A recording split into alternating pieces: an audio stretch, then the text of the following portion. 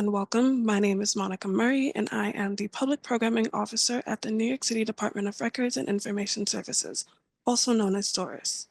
DORIS houses the city's municipal archives and library and is focused on fostering civic life by preserving and providing access to the historical and contemporary records of the New York City government and its people.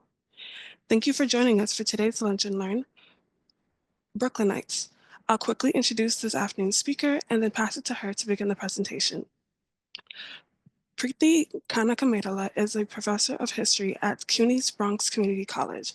She is also a faculty member in the Liberal Studies Master's Program and the faculty coordinator of the Public Scholarship Practice Space housed at the Center for the Humanities at CUNY Graduate Center. As an active public historian, Prithi has worked with several cultural organizations across our city, including Dance Space Project, Place Matters, City Lore, the Center for Brooklyn History at the Brooklyn Public Library, and Weeksville Heritage Center. And now I'll turn it over to Dr. Kanakamedala. Thank you so much. Good afternoon, everyone. First of all, I usually start any of these sort of talks about the beautiful history and painful history of our city by doing some shout outs. I just want to thank everybody at the New York City Department of Records and Information Services, known very fondly across the city as DORIS. I just, so much work goes into doing these public programs, especially these lunch and learn type programs. So I do want to shout out Monica Murray for the very kind invite, Melissa Minnick, and of course, LaTanya Johnson. I'm so sorry, LaTanya Johnson, who's doing a lot of work behind the scenes to make this happen for the next 45 minutes to an hour. I also want to thank all of you for joining us this afternoon. If, like me, you're in the middle of your workday, I don't take it for granted. I know folks are really busy at the moment. I especially want to shout out any CUNY students who are logged in, and my CUNY colleagues at the City University of New York. We are almost at the end of the semester. I am actually zooming in from here in Midtown. So you might see some emergency vehicles go by or hear some at the CUNY Graduate Center. And finally, I never take this for granted. I absolutely do a shout out to, my name might be on the front of the book called Brooklynites, but it really was a collective project of several voices, individuals, collective care, and sort of professionalism that brought that project to be. And so I really consider myself lucky and that I am standing on the shoulders of giants in being able to say that I wrote a book called Brooklynites. And the final one I want to shout out is, of course, all of the Brooklynites who are honored and celebrated in this book and their living descendants. It is my argument throughout this research and throughout this book that none of us would be here and enjoy the kind of city in all of its maddening glory that we do today had it not been for these brilliant radical New Yorkers who were really proud Brooklyn residents who just dreamt of better worlds and futures for us all. So absolutely calling them out too. I'm just going to share my screen and walk you through the genesis of this project and how the research came to be. I'm then going to read a little bit from the book, and then I would love to hear from you in terms of questions and answers, and especially what you're eating if you are eating lunch at this point. So let me just share my screen and let's get started. Awesome. So Brooklynites came out in September of 2024. This has been a project that has been 15 years in the making. And the reason for that is both historical research is slow, but also I eventually left my full-time job as a public historian at what was then Brooklyn Historical Society, and is now, of course, Center for Brooklyn History at Brooklyn Public Library. Brooklynites comes out of a public history project that certainly began before 2010, which is when I was brought on. And it was a partnership of 3 Brooklyn cultural institutions, BHS, which I just mentioned, Weeksville Heritage Center, which is still very much thriving, and Irondale Ensemble Project, which is a theater company in Fort Greene, Brooklyn. The aim of that public history project was to tell the undertold. I don't believe in untold. or that historians or storytellers or researchers discover things. I think that is a really bad model for scholarship. Instead, what I truly believe in is that some of these stories that we hear as New Yorkers over time get less told or undertold. And so it falls down to who is telling these stories and who's listening. If you know the history of Brooklyn, you know that Brooklyn was its own separate city until consolidation in 1898. And so at the start of this book, it consisted of 6 colonial towns that you see here at the end of the American Revolution, and Brooklyn was just one of them.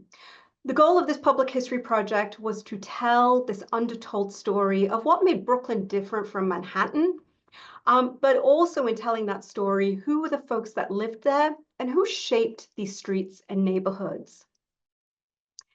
The critical difference, of course, between Brooklyn and New York, and if you're from Brooklyn, you know, you always celebrate your nuanced history, is that Brooklyn was, as Manhattan at the end of the American Revolution, really was becoming the center of Western capitalism, Wall Street, making connections with Europe. Brooklyn was still somewhat of a sleepy agricultural county, Kings County. So what you see here is incredibly romanticized, but it absolutely was an agrarian economy. So romanticized, in fact, that actually the person that sat there is a person of African descent. And so what this image does is erase the kind of labor of enslaved people that would make Brooklyn, right? Just one of those 6 towns, 6 former colonial towns in Kings County, to the 3rd largest city in the United States. All of that is made possible by the labor of enslaved people of African descent. So again, thinking about who we owe a debt to. Of course, New York had its own complications. New York State in 1799 would pass the Gradual Emancipation Act, which was convoluted in itself. But what it stated was people born to an enslaved mother of African descent would be free at the age of 28 if male and at 25 if female. And that is only if the child was born after July 4th, 1799. And so what that meant was in 1799, you could have been a person of African descent born to an enslaved mother, but there was no freedom in sight, right? They really were, and by they, I mean the legislature, slaveholders, white supremacy was banking on that person, possibly not making it to the age of 25, 28 or 25, and or getting as much labor out of that person as possible.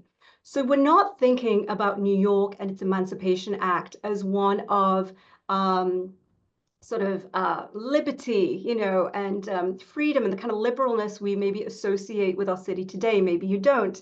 But certainly in 1799 and at the end of that American Revolution, Brooklyn and the rest of New York State really was at the center of slavery. And that is why one community historian, Harold X. Connolly, would call Kings County a slave-holding capital.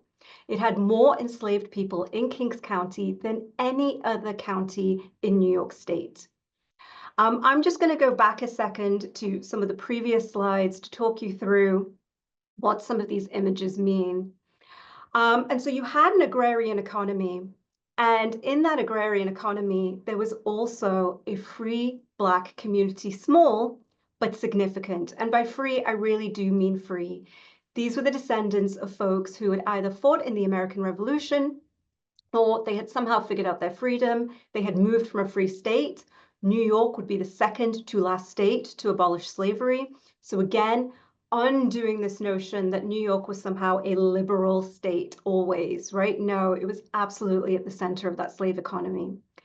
And here you can see there was a man called Peter Kroger, a free Black man who lived in the village of Brooklyn, who was going to open an African school at his house, which was at James Street, right? It doesn't exist today. James Street was raised when the Brooklyn Bridge was created.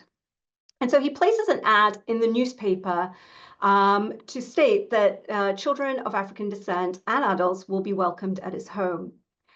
A school like that was necessary because in Brooklyn, that was still very much growing. If you think about modern day Dumbo and modern day downtown Brooklyn, that's really the depth of Brooklyn at this point in history.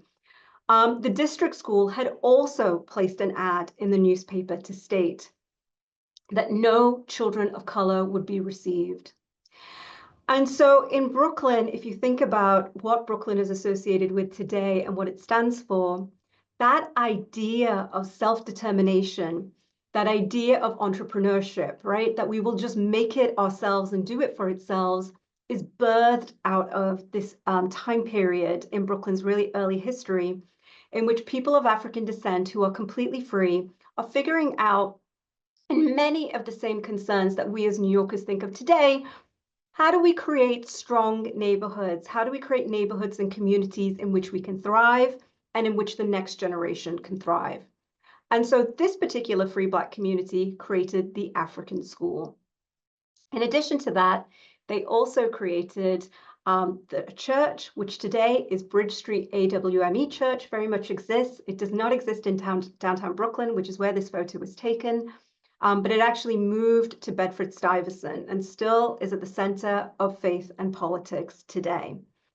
And so they create a church. They build, or they take from the Philadelphia tradition, and they build the AME, African Methodist Episcopal Church, right here in Brooklyn. And so they have a school and they have a church.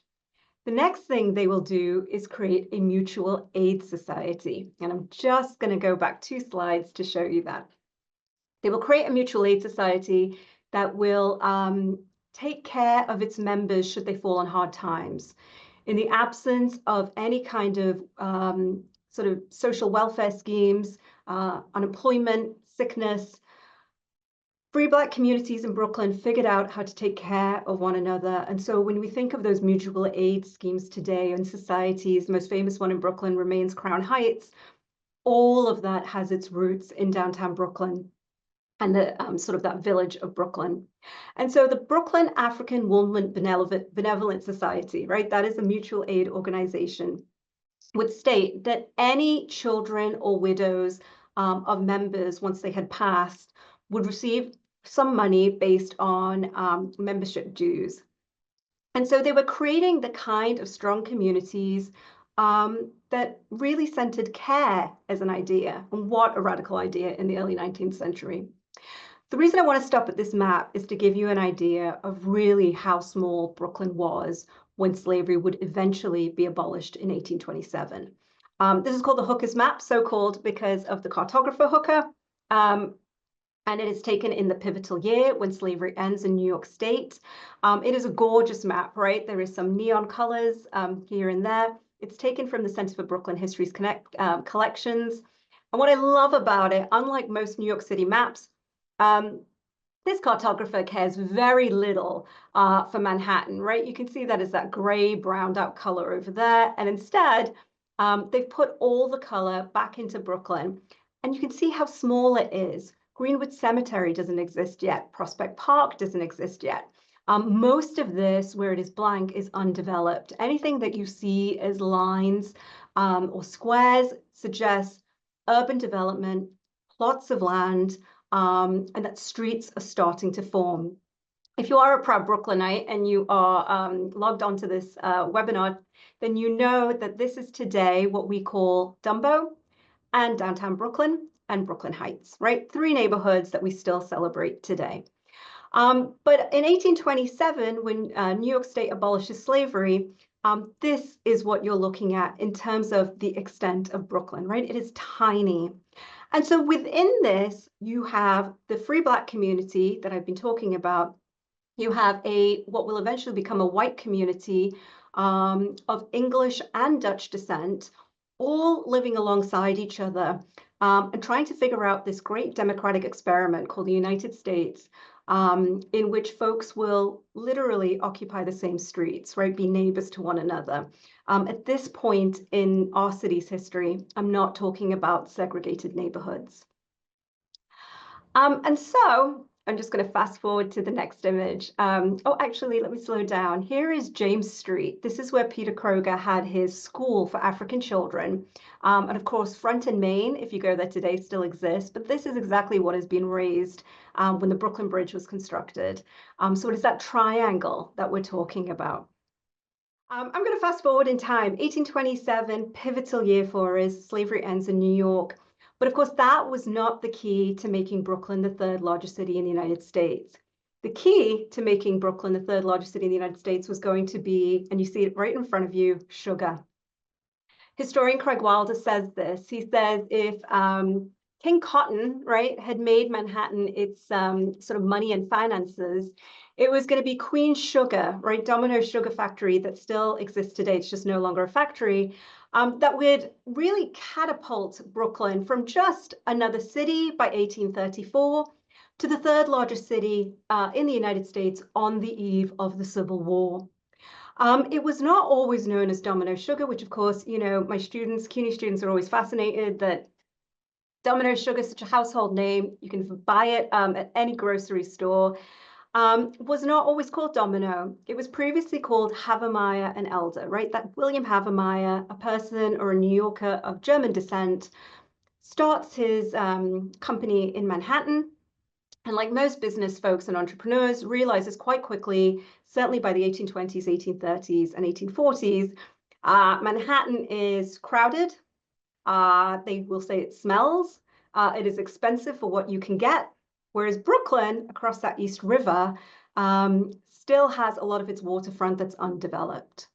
And so the Havemeyers will move to Williamsburg, which is still very much part of the town of Bushwick, again, not part of the city of Brooklyn proper, and set up operations in which they will realize that they are able to make better profits, larger profits, if they can refine the sugar on site. Make no mistake, even after slavery ended in 1827, Brooklyn still continued to make its money from the labor of enslaved people. And I say that because the sugar had to come from somewhere, right? So this sugar, you know, logbook show, account book show, if you go to the Center for Brooklyn History, their archives are beautiful. That a lot of these ships were coming from Louisiana, from Cuba, and from Puerto Rico. So you're talking about enslaved labor, men, women, and children, incredibly vulnerable, losing their lives in order to create molasses and raw sugar that would then be shipped up to somewhere like Brooklyn, where it would be refined on site, and allow this city to grow in a real sort of capitalist dream, right? And it is the reason why, you know, people still argue that racial capitalism will be the premature death for so many people of color. And so here you have the Havemeyer and Elder Sugar Company, Domino Sugar, relying heavily on enslaved labor, even while that free Black community continues to grow in Brooklyn. I want to slow down here and read to you a little bit from the book. And that book, of course, is Brooklynites, the remarkable story of the free Black communities that shaped a borough, which came out in September of last year and comes out of this public history project that I keep referring to. I love this image. It's taken from a city directory, again, at Center for Brooklyn History, and clearly shows you Mrs. William J. Wilson. She's a crockery store owner whose store is on 66 Atlantic. And this is taken from the, I think it's 1852, 1855 city directory. This particular image, and I've underlined it there for you. There's a lot going on in this image. Mrs. William J. Wilson wasn't, of course, called Mrs. William J. Wilson, like all of us. She had a first name, and her name was Mary.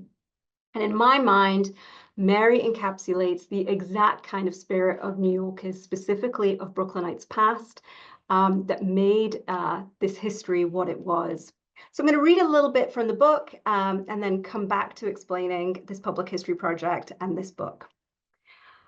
Each fall, Brooklyn's busy Atlantic Avenue closes to one of the borough's oldest and largest annual street festivals. Since 1974, Atlantic Antic has celebrated the long history of capitalism and commerce along its thoroughfare. Crafts, food, and market stalls line the street during the festival, partly against the backdrop of Cobble Hill's landmark historic district.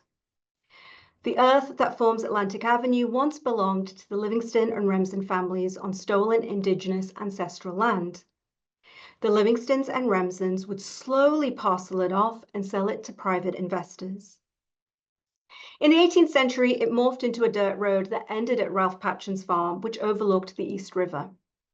In the Battle of Brooklyn, this site served as a fortification for George Washington's army. Eventually, Patchen's private dirt road became District Street and formed the southern boundary of the village of Brooklyn. In 1855, District Street was renamed Atlantic Street, ultimately transforming into an avenue in the 1870s. And by the late 19th century, both Atlantic and Fulton Street were established commercial roads. By the early to mid-20th century, Atlantic was an economic hub for its Arab American community displaced from Lower Manhattan's Little Syria. Today, the conglomeration of architectural styles and big and small businesses is captured in the triangle neatly formed by the long locally owned Sahadis and the Damascus bread and bakery shop next door, which sit diagonally opposite the retail chain grocer, Trader Joe's, housed in the former South Brooklyn Savings Bank built in 1924. If you know that triangle, I hope it's vivid, exactly the area of Atlantic that I'm describing. The bustle of this part of Atlantic Avenue is markedly different from its west end, where the street meets the East River and car traffic impedes pedestrian flow due to the BQE's baffling design.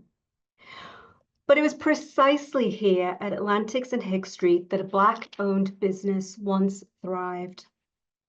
In 1852, Atlantic was still 2 decades away from morphing into an avenue, but its radical transformation from dirt road surrounded by cornfields to busy road in less than a decade provided new commercial opportunities. That year, 30-year-old Mary Wilson, and there's her name, right? Not just Mrs. William J. Wilson, not just the wife of someone, but an independent Black woman in her own right. 30-year-old Mary Wilson opened her crockery store at 66 Atlantic Street. Located in a fashionable shopping district, her store was in a busy area of the city with further commercial and industrial activity as you headed westward. Here along the waterfront, the smells and noises from the factory of the glass manufacturer John L. Gilliland and Co., it would eventually become Corning, the maker of Corningware, would have been familiar to Mary and her customers, and the South Ferry, which began shuttling passengers from Brooklyn's Atlantic to Manhattan's Whitehall Street in 1836, ensuring good foot traffic to the store. Given these factors, it is more than likely that Mary's store served Brooklynites and New Yorkers of all races and ethnicities. As a crockery store owner, Mary was part of a long history of entrepreneurial Brooklynites fulfilling their neighbors' every dining needs. Crockery, particularly china, once a luxury of the rich, was especially in demand by middle and upper middle class New Yorkers and Brooklynites in the mid-19th century. Today, if you ask archaeologists, New York City archaeologists, they rely on crockery shards and their remnants long buried deep in the city soil as the single most retrievable product in digs that can piece together the lives of New Yorkers past. I want to draw your attention to this, in which the book breaks down what you're actually looking at. The nature of Mary's business and its prime location would have been lucrative for her family and herself, which included her educator husband, William, and in 1852, which is when I'm looking at the city directory, their then 8-year-old daughter, Annie. But the existence of Mary's business also indicates the ways in which ordinary Black women experienced capitalism and patriarchy, and how they navigated the city's changing political economy in their day-to-day lives. We know about Mary's store today because she is listed in the city directory for 1853, which was unusual even at that time. Although the city directory follows contemporary naming conventions and lists her as Mrs. William J. Wilson with the usual asterisk to indicate race, these directories normally only captured heads of households, which could also include widows, but it rarely listed married women, regardless of race, even less so business women, and even less than that, a Black woman. But it is crucial to remind ourselves that rather than treating the exception as the norm, that there were probably hundreds of Black women just like Mary, sustaining the city's economy in more informal ways. And while there might not be any written record of their commercial activities, those Brooklynites and Black women still deserve to be honored. With your permission, I'm going to skip ahead to the sort of end of the book, which gets at where Mary ends up throughout her life, skipping a lot of the community building that her and William do in Brooklyn to tell you sort of the end of her life. From 1865 to 1877, Reconstruction represented one of the most turbulent chapters in US history, with small glimpses of democratic promise. It marked an unprecedented moment in interracial democracy as Black men represented themselves and broader constituencies in local, state, and national public office. Yet it also saw the rise of white supremacist and domestic terrorist violence organizing that would continue to haunt Black communities into the 20th century. During Reconstruction, Black Brooklynites committed themselves to rebuilding the nation as they had done with their own city in the decades prior. Assistance, that is that mutual aid society that I was speaking about earlier, education, again, that school, right, that newspaper, and faith, the Black church, became the focus once more. So Brooklynites take that model that those early Brooklynites were making for themselves in the village of Brooklyn or the town of Brooklyn, and we'll start to, you see in terms of the archives and story, really parcel out, right, that everything is around assistance, education, and faith as they begin to rebuild the nation. Sometime around August 1863, Mary, William, and their daughter Annie Wilson, who was now 14 years old, relocated to Washington, D.C. It is entirely possible that having borne witness to the racial violence that was directed at Colored School Number 1, it was originally renamed the African School. When the Brooklyn Board of Education takes it over, it's renamed Colored School Number 1, and it's where her husband, Mary's husband, William, will teach for the longest time. Colored School Number 1, and then the draft riots, right, in Manhattan, and with which the devastation being too hard to bear, the Wilsons saw themselves as being needed elsewhere, where they could help newly freed people. William's friend and one-time journalistic rival, Dr. James McCune Smith, stated that William was forced to retire, right? This educator husband of hers who has worked at the African school, later renamed Colored School Number 1, is forced to retire. He was the longest serving educator in the African school system before the Civil War. Forced to retire after teaching almost 20 years in Brooklyn school system, when a member of the Board of Education demanded his dismissal following William's social justice speeches at the Cooper Institute in 1862 and 1863, right? So it is the height of the Civil War, and William is talking about a country, this democratic project called the United States, in which slavery might no longer exist. And for that, the Brooklyn Board of Education comes down hard on him and says he needs to retire for making political speeches.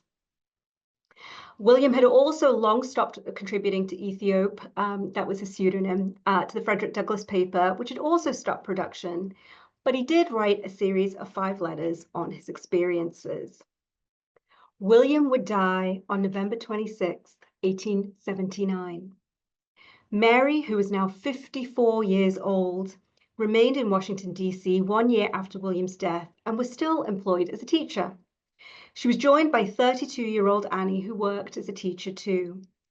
Both women were boarders at Hannah Peck's boarding house on L Street in what we know today as the southern end of Logan Circle in Washington, D.C. By 1904, Mary was back in Brooklyn, living in the Wilsons' long-standing family home at 23 Green Avenue in Fort Greene. The astute businesswoman and educator had lived to the remarkable age of 82. Right, so the Wilsons, like so many Brooklynites, and so many New Yorkers today, are constantly trying to figure out how to survive in this city, right, in this new growing city called Brooklyn. And so their journey begins in what is downtown Brooklyn in the 1850s. And by the mid-1850s, they moved to this new neighborhood. I say new. Of course, Fort Greene always existed. It just got given, like so many real estate narratives in this city, a new name and a new set of neighbors. Where it had been a working class neighborhood just on the outskirts of the Navy Yard, and the Navy Yard really was the focus. Fort Greene became, much like we maybe associate it today, those beautiful brownstones and Greek Italianate style of homes, huge avenues, beautiful side streets, and in which their neighbors would be from Barbados, from England, from the South, from other European countries, right? They were living in a kind of cosmopolitan neighborhood in Fort Greene. And so even when the Wilsons leave during Reconstruction, Mary, whose record you see here, would move back to Fort Greene and stay part of that community.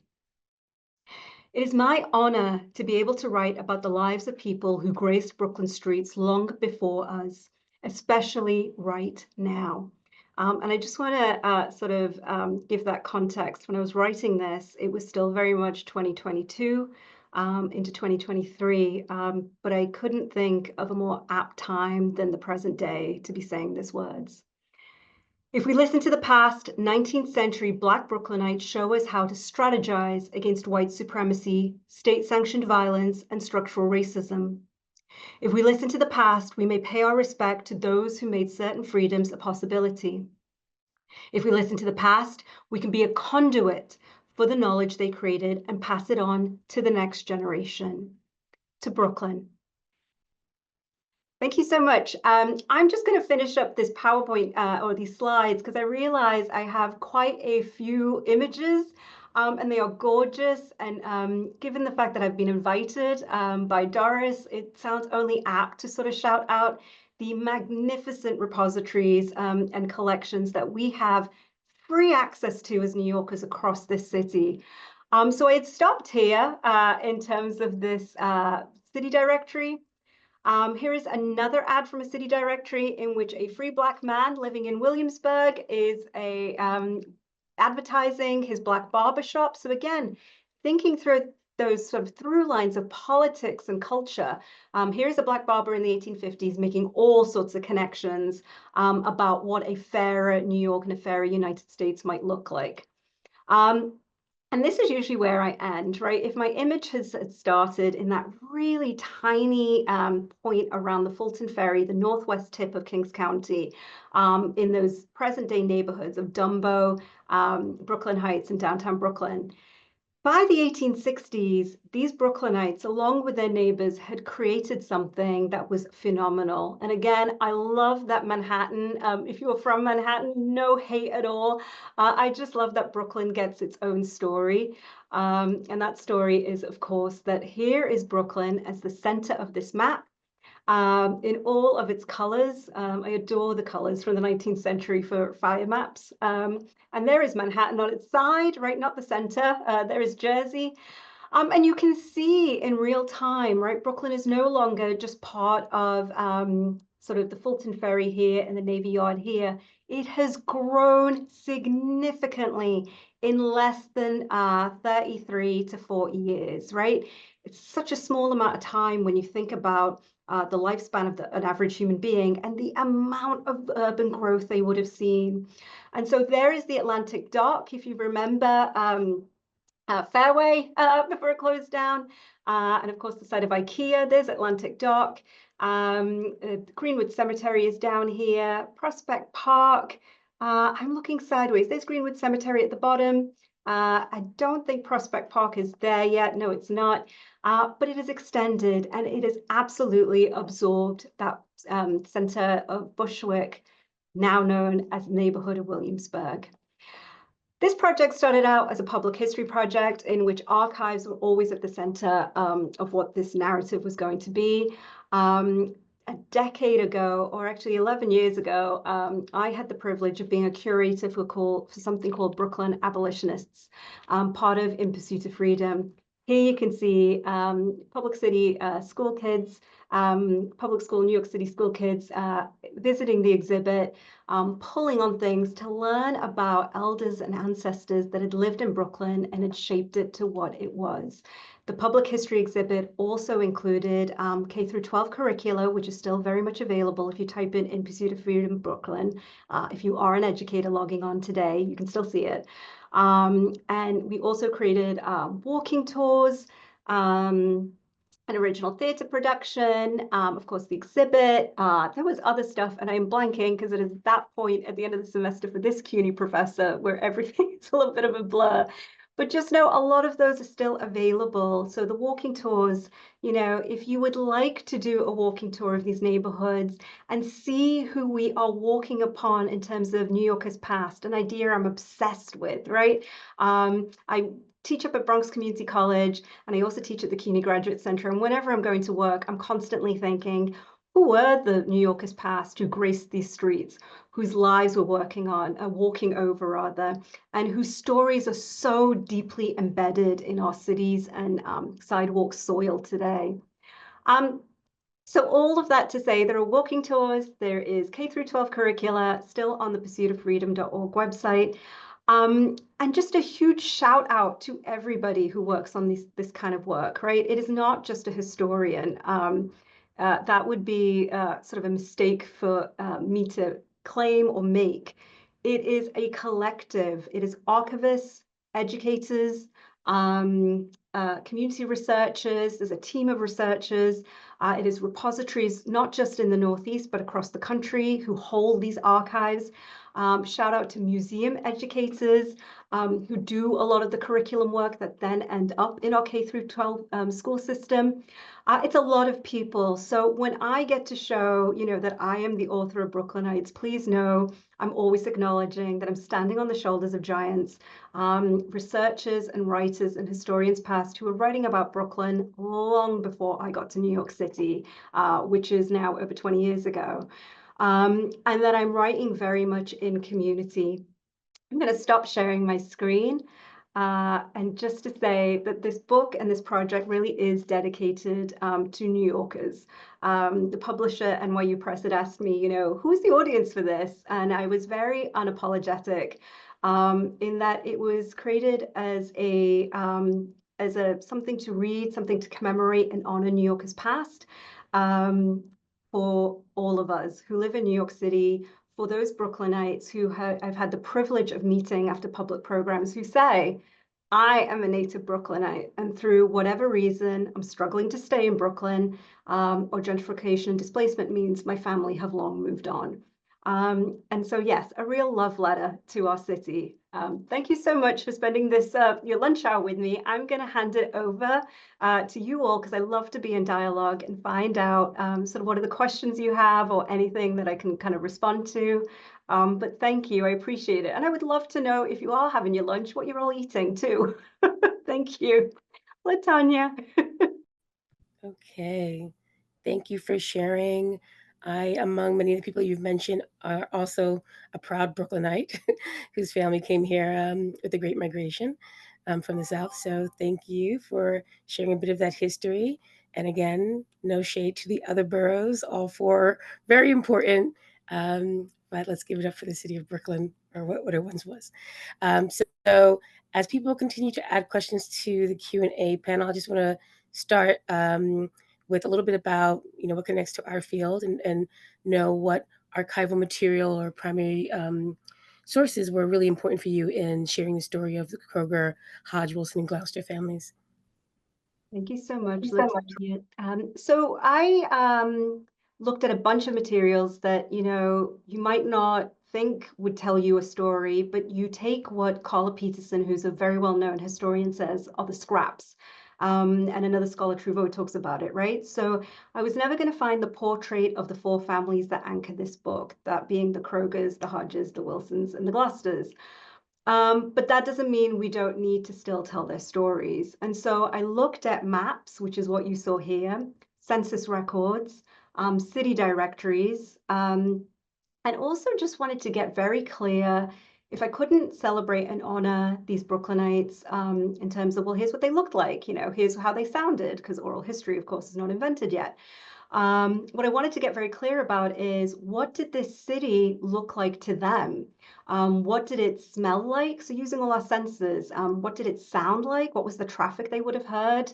What would they have seen in terms of not just their neighbors, but were there animals on the street? What were the stores they would have passed?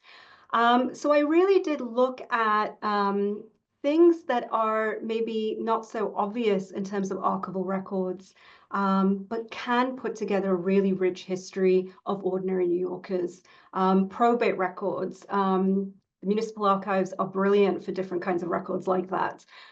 So yeah, ordinary records about ordinary people. Wonderful. And I like that you started off the presentation by kind of talking about his undertold stories. And I'm wondering if there were any gaps or silences that you found in your research, and how did you, build stories with accounting for those gaps in information? Thank you so much, Latanya. Yeah, I think for any scholar or any historian that is working on this time period, especially the 19th century, we all know the stories of Black women are usually absent. That is what we kind of call the violence of the archives, right? The stories were not kept in that way. And there are enough historians, again, people that I admire as colleagues, that do this kind of work and provide a blueprint for how you do it. So thinking of, Jennifer Morgan, Saidia Hartman, Natasha Lightfoot, Marissa Fuentes, how we put together the stories of New Yorkers past and of specifically Black women so that they rightfully have their place in history. So I was fully aware going into this, if we were going to find the names of anyone, it was going to be Black men specifically. And so it is just making that untraining yourself as a historian to really rely on just what you see and to think about what you're not seeing and therefore the story that is being, again, undertold. Um, and so that is why, even though she's Mrs. William J. Wilson, in that slide that I showed you, I would never refer to her that way, right? She had a name. She was Mary Wilson. And honestly, she was making more money than her husband at one point. William, bless him, he was great. He was an educator like myself and my partner, but he was an educator, right? Then we're not making the big bucks. Mrs. Wilson, though, Mary really is bringing in the income to her house. And so, again, celebrating her. Okay. Yes, I love that as well. So you describe the families in some ways as ordinary, like everyday ordinary folks, but they had this extraordinary impact in terms of the activism. And so I'm wondering, like, how do you balance the personal everyday experience with like the broader social movements to contextualize it for your book? Yeah, so I think that is what we're trained to do as historians, and specifically public historians. There is a large group of us across this city. What I love about public historians is we're constantly sharing information. That is the joy of being a public historian. You know, academic historians will say, "This is my name on the book, and this is my work." I think that collective attitude around public history very much mirrors the collective actions of Brooklynites past. And so I do think a lot of this focuses around the ways in which I think these stories need to be told as public historians. And when you tell a story, you're often dealing with, again, no shade on anybody that has logged onto this call. You are not the audience I'm talking about. I mean that audience member, like that kid who has been dragged on their New York City school trip to a museum, who has no idea what this is and really doesn't care. Maybe I'm talking about my 7-year-old specifically. How do you make this story relevant to their young lives, right? How do they catch on to that this person's life meant something? And the ways in which you do that is you constantly contextualize it in part of a larger story, right? No man is an island. And so these lives were contributing to Brooklyn. Well, guess what? Brooklyn was the third largest city in the United States. And so therefore, by argument or by thesis, I am telling you a major chapter of this city's and this country's history. And I think if we don't sort of constantly contextualize in that way, you lose people. My good friend Eric Washington does brilliant walking tours of the city. And I know he did one of the lunch and learns previously. And he's brilliant at that. You ask him a building or a person, and he can tell you the whole history of that block, not just that building or person. So again, celebrating ourselves in context of one another, I think, is huge. Wonderful. Yes, Eric is a friend of the agency and a wonderful historian. Can you share anything about how were there similar communities in other boroughs?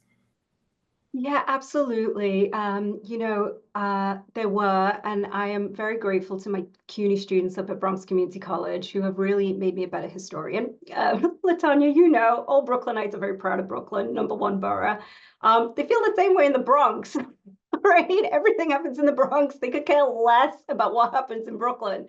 And so I think in teaching this history, because my research is focused on Brooklyn, I became a much better historian because my students would constantly sort of push me to say, well, what's that got to do with us here?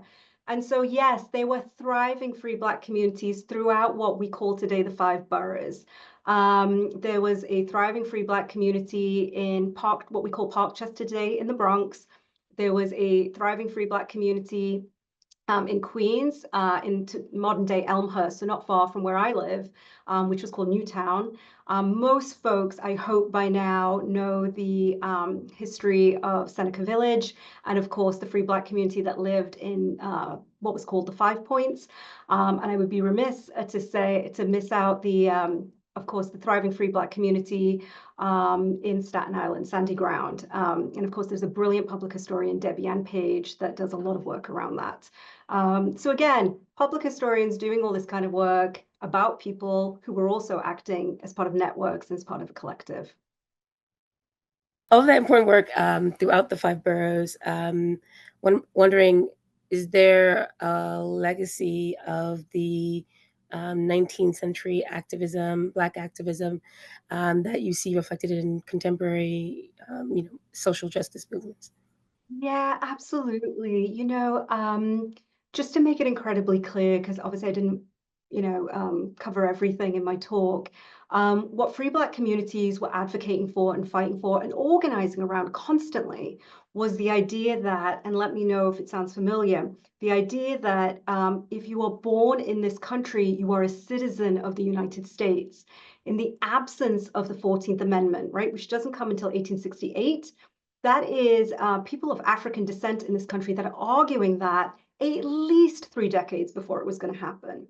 I am the recipient, or the privileged recipient of that, right?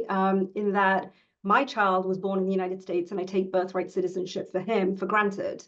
And so that kind of argument. The other thing that they are organizing around is the right to vote. If I am born in this country, I'm therefore a citizen. And if I'm a citizen, I have the right to vote. They're doing that specifically because there was an amendment to the New York State Constitution, which created basically a poll tax, right? You had to own $250 worth of property in order to vote. Black Brooklynites, Black New Yorkers are all organizing around the same thing, which is we should have the right to vote regardless, in accordance with the way white men can vote in our city, right? Because they had removed the property requirement for white men.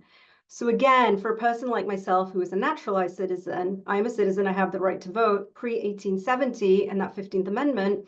That is a political argument that's being made by Black Brooklynites and Black New Yorkers across what we call today the 5 boroughs. The other arguments they're making, I think, feel so close to home to me today. What does our neighborhoods look like?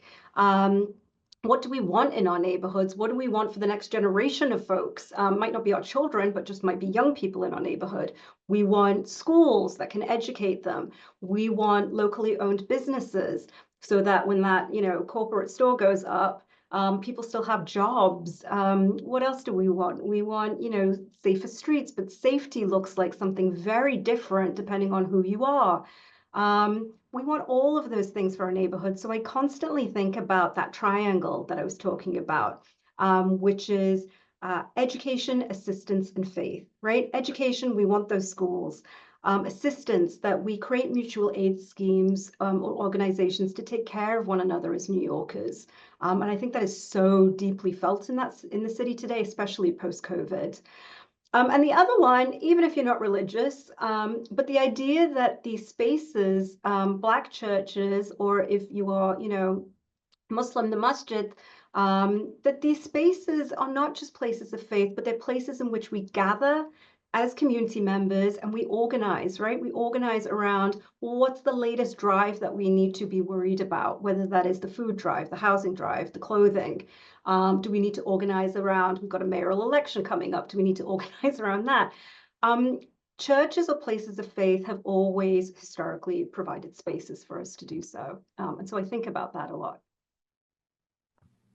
Okay. And looking back on those earlier 19th century struggles, did the city of Brooklyn, when it pre-consolidation, present any unique obstacles or advantages to free Black communities? Yeah, thank you for that question. I would argue it created more obstacles than opportunities, but the key opportunity was that this was a city on the rise, right? Brooklyn was not what we associate with it today, which is kind of has that independence to it, has that coolness to it, does its own thing. Local businesses thrive, even under gentrification and displacement, has managed to hold on to those possibilities around the arts and the economy. I think all of that opportunity was something that Free Black Brooklynites realized very early on. Hence, Mary was like, I don't know what this thing called Atlantic is, but I feel like I should go open a store on it. Like, it feels like it might be big one day. Brooklynites constantly figure out, well, where can I buy a house, right? And I, again, cannot forget Weeksville, second largest free Black community in the United States before the Civil War. And so what they're building outside of Brooklyn proper through self-determination, thinking again about their own safety and what an oasis would look like for free Black people, all of that's able to be enacted in Brooklyn. Of course, there's huge stumbling blocks to that, in that they're not the only people thinking about how to grow that city, right? Every time they want to open a school, for example, the Free District School says, that's great, but we're not accepting Black children at this time, or children of color is the exact wording in the newspaper ad. And so there's constant struggles. Structural racism is thriving in Brooklyn in the 19th century. White supremacist violence is thriving too. And so how this community survives and keeps the faith, I think, should be one of hope for all of us today. And you mentioned Atlantic Avenue again, and we had a question about whether or not you'd come across anything about the railroads or unfinished tunnel under Atlantic Avenue during your research. I had not, no, but that would only be because I really dipped into Atlantic Avenue to tell Mary Wilson's story and then dip right back out. So I'm always happy to tell people where to go for information. Center for Brooklyn History, the chief historian is my good friend and colleague, Dr. Dominique Jean-Louis. She is brilliant. I'm sure if you Google her, her email will come up, but she might be able to tell you more about that and the infrastructure of Brooklyn.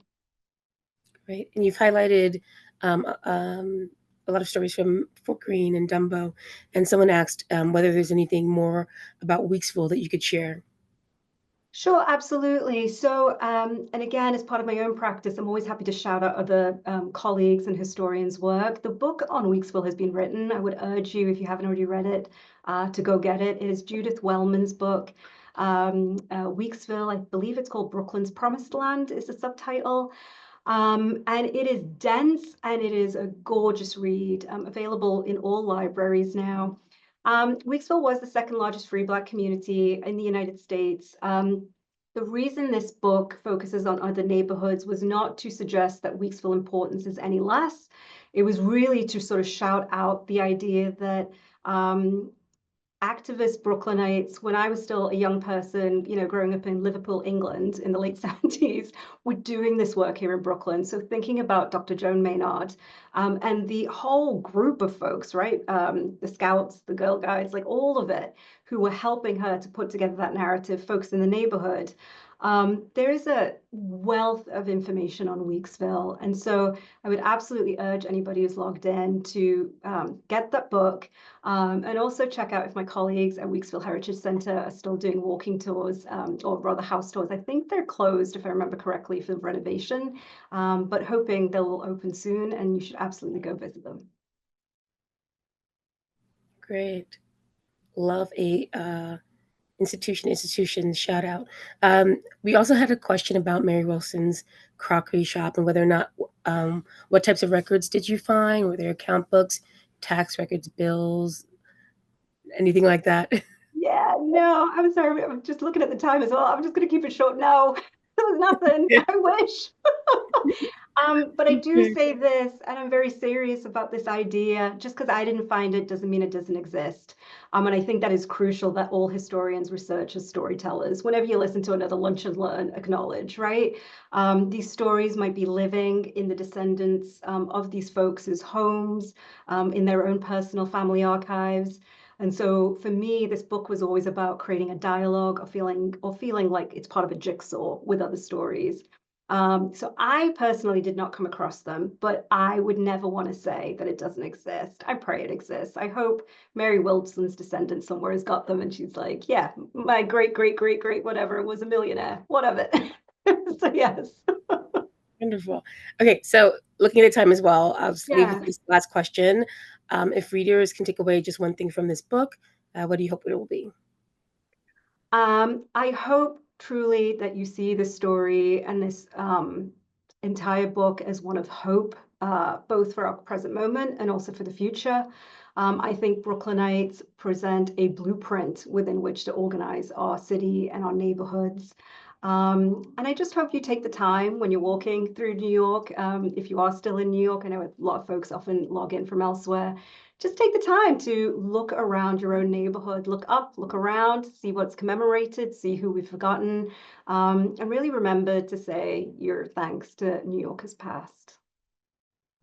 Okay, thank you, Dr. Kanakamedala. Before I throw it back to Monica, I do want to share that earlier this year, the archives started a transcription project, transcribing records related to enslaved people, particularly some of the children's records that were freed due to those records. So I'd love for people to sign up to volunteer in the transcription project. You can learn more about it at www.archives.nyc. And with that, I will turn it over to Monica. Thank you again. All right. Thank you, Latanya, and thank you, Prithi, for your presentation. As someone that is also from Brooklyn, this was really great. I love finding out more about Brooklyn because I think that my mindset is like 1960 to current. So learning more is always great. For our audience, if you're interested in purchasing Brooklynites, the link is in the chat. And thank you so much for attending. We hope to see you next month for our Lunch and Learn on the 17th. And it will be on Alice Austin from Staten Island. So hope to see you there. Bye, everyone.